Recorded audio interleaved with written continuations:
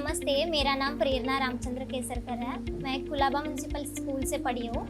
मैं 30 स्टूडेंट्स में से 11th रैंक किया था मैंने। 10th में मुझे 92.60% मिले थे। वो लाना बहुत मुश्किल लगा था मुझे, लेकिन मैंने लास्ट क्लास में बहुत पढ़ाई की।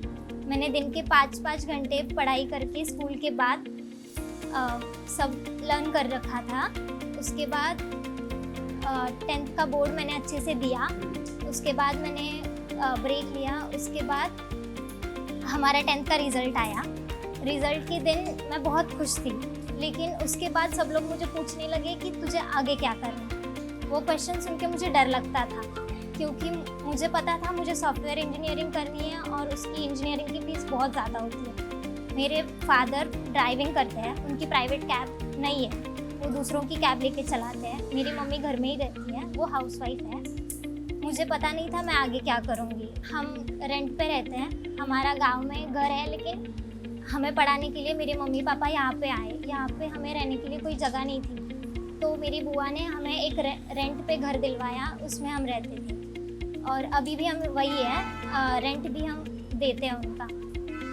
और उसके बाद 2-3 दिन हुए, उसके बाद मुझे कॉलेज अलॉट हुआ। कॉलेज की फ़ीस मिनिमम थी जनरल साइंस के लिए। फिर मैंने सोचा कि मुझे अगर सॉफ्टवेयर इंजीनियर होना है तो मुझे कंप्यूटर साइंस लेना पड़ेगा, और कंप्यूटर साइंस की फ़ीस ज़्यादा थी।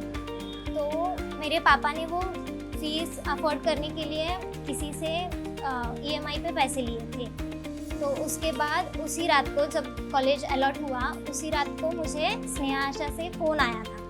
उन्होंने मुझे कहा कि आप हमें मिलने आ जाइए, हम आपको स्कॉलरशिप अलॉट करेंगे। लेकिन उससे पहले मुझे बहुत लोगों से फ़ोन आए थे कि हम ये करेंगे, वो करेंगे, आपकी फ़ीस पे करेंगे।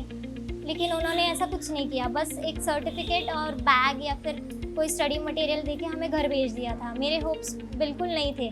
मैं सोचती थी कि अगर मेरे पापा ये अफोर्ड नहीं कर पाएंगे तो मैं क्या करूँगी। मेरे पास कोई रास्ता भी नहीं था। मुझे लगा कि मुझे मेरा ड्रीम ड्रॉप करना पड़ेगा। तो उस रात को जब मुझे स्नेहा आशा का फ़ोन आया तो मुझे लगा ये भी ऐसा ही करेंगे। लेकिन मेरे पापा आगे से बोले कि अगर वो बुला रहे तो हम जाके देखते हैं। तो मैं सुबह क्लास गई और मैंने पापा को फ़ोन किया, अगर आप बोल रहे हो तो हम जाएंगे, नहीं तो नहीं जाएंगे।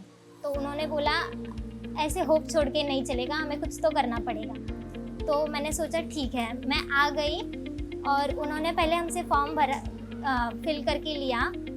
फिर भी मुझे कुछ नहीं लगा। लेकिन जब हम सेकेंड टाइम आए तो उन्होंने मेरी कॉलेज की फ़ीस अलॉट करवा दी मुझे कंप्यूटर साइंस में एडमिशन मिला। और दूसरे ही दिन मुझे पता चला कि बहुत कम बच्चों को एडमिशन मिला था, उसमें मैं भी एक थी। तो मुझे बहुत अच्छा लगा कि अब मैं कर सकती हूँ।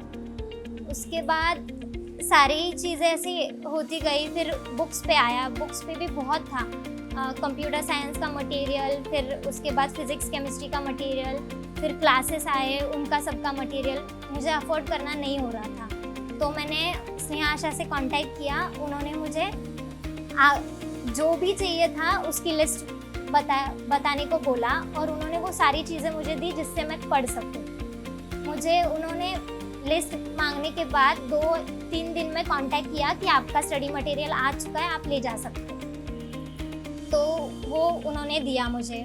ऐसा कभी कहीं पे नहीं हुआ कि उन्होंने इतना किया, मतलब study material, college fees, coaching fees, guidance, counselling, सारी चीज़ें एक साथ किसी को कभी नहीं मिलती और कोई नहीं देता।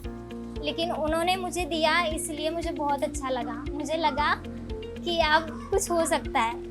मैं कुछ करना तो चाहती थी, लेकिन ये मिला तो मुझे लगा मैं ये करूँगी। अब मुझे चाहना नहीं है, वो करना ही है। तो उस दिन ऐसा हुआ कि सर ने आगे से पूछा कि तुम करना चाहती हो तो तुम्हारी अपॉर्चुनिटीज़ क्या क्या है। तो मैंने सबको बताया उस दिन कि मुझे स्नेहा आशा हेल्प कर रही है और मैं उनके लिए और मेरे लिए मेरा सपना पूरा करना चाहती हूँ। और उसके बाद ऐसे ही चलता गया। उन्होंने मुझे सारे स्टडी मटेरियल्स दिए, मेरी कॉलेज की फ़ीस, क्लासेस की फ़ीस हो गए। फिर उसके बाद अभी 12th स्टार्ट हुआ। 12th में भी उन्होंने मेरे फर्स्ट ईयर की और सेकेंड ईयर की दोनों की फ़ीस मुझे अलॉट करवा दी। अब और मैं अपना गोल अच्छे से अचीव कर सकती हूँ। इसलिए थैंक यू स्नेहा आशा, मैं आपकी दिल से बहुत ज़्यादा दिल के नीचे से आपकी धन्यवाद करती हूँ। मुझे बहुत अच्छा लगा, अगर मैं आपके फैमिली का हिस्सा नहीं होती तो शायद नहीं कर पाती है। Thank you Siddhi ma'am.